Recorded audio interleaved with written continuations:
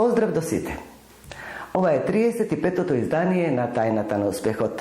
Тајната на успехот се серијал подкасти за женско предприемништво кои се дел од проектот Национална платформа за женско предприемништво, кофинансиран од Европската Унија. И во денешното издание ви представуваме една успешна жена која својата цел истрено ја следеше во животот и резултатите не изостанаа. Избра благородна професија, со годините ја надградуваше, се во интерес за здравјето на пациентите. Ви ја представуваме Снежана Лазаревска, собственик на Центарот за физикална и кинезитерапија Ласермет.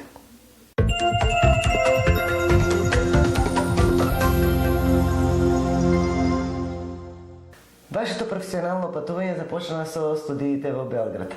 Која беше причината да изберете токму оваа професија? Како што рековте на почетокот, значи, медицинската професија е најблагородна професија. И, впрочем, сигурно и тоа било, нели, клучниот момент зашто сум избрала, нели, медицинска професија. Значи, најверојатно сум сакала уште од мали нозе, нели, да се занимавам со таа професија, да помагам на луѓето, да се грижам за нивното здравје, нормално. Бидејќи според мене, значи во текот на годините, до денес, мислам дека најблагородно е, нели, да му се возможи на еден човек да живее без болка, да му се врати функцијата и нормално да му се возможи да живее, нели, среќно во својот секојдневен живот, бидејќи за секој човек, значи, најдобро место на живење е живење во собственото здраво тело. Во изминатите 2 децении постојано се едуциравте, се со цел да се подобри, нели, здравјето на вашите пациенти. Дали успевате се што е она ново, најновите современи достигнувања на ова поле да ги внесете во вашиот центар? Па вака да ви кажам, значи, едукацијата е битна за секој професионалец кој сака да биде успешен. Меѓутоа, медицината е специфична. Мислам дека за еден медицинар, како што, нели, налага професијата, е многу битна и најзначајна континуираната едукација. Значи, таа едукација, значи, не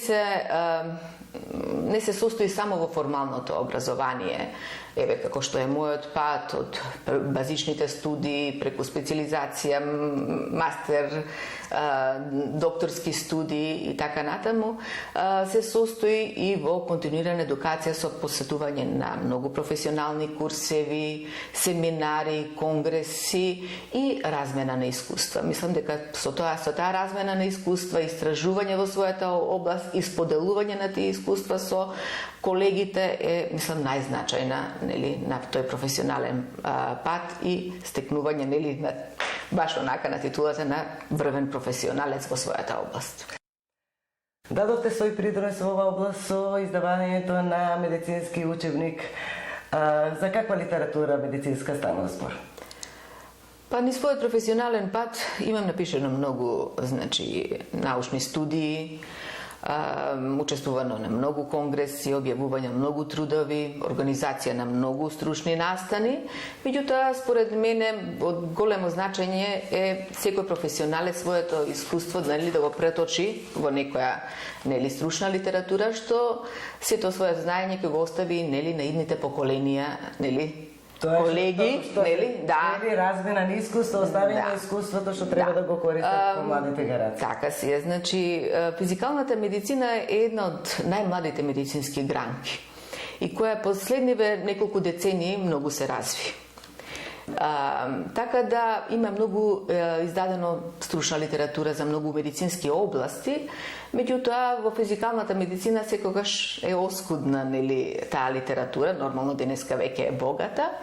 Се одлучи во издавање на овој учебник затоа што кај нас немаше дури ни пошироко собрано на едно место, нели, се за балнеологијата, која е составен дел на сите медицински факултети како еден базичен предмет на изучување, не само за физикалната терапија, него тоа е наука која ги изучува балнеолошките чинители и може да најде примена во сите медицински области и сознание на сите лекари исто по медицина за користење правилно на балнеолошките чинители.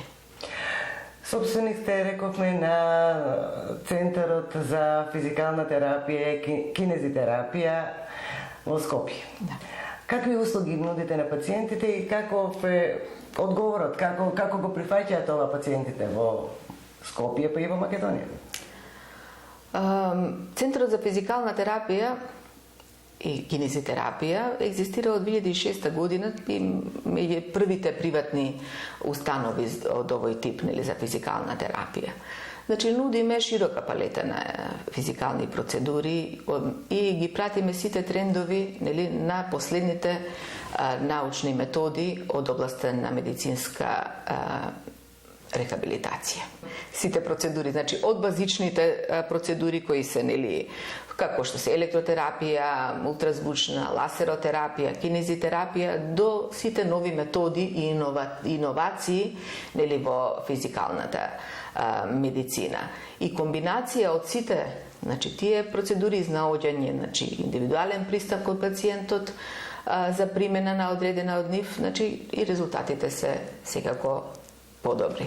За задоволни пациенти тоа значи и дека треба да се има добар медицински кадар. Дали е создаден дрим тимот на вашиот центар или секогаш има простор за да се додаде нова енергија? Убаво кажате, значи Ласер Мед навистина има дрим тим и дека успехот на една установа е во тимот, значи во персоналот. И изборот на персоналот е од исклучително значење.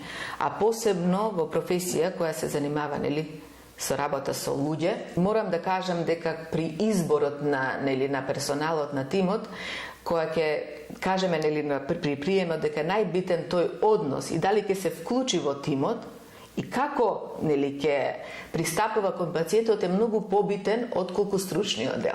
За стручниот дел имаме големо искуство и ќе го обучиме тој терапевт. Да.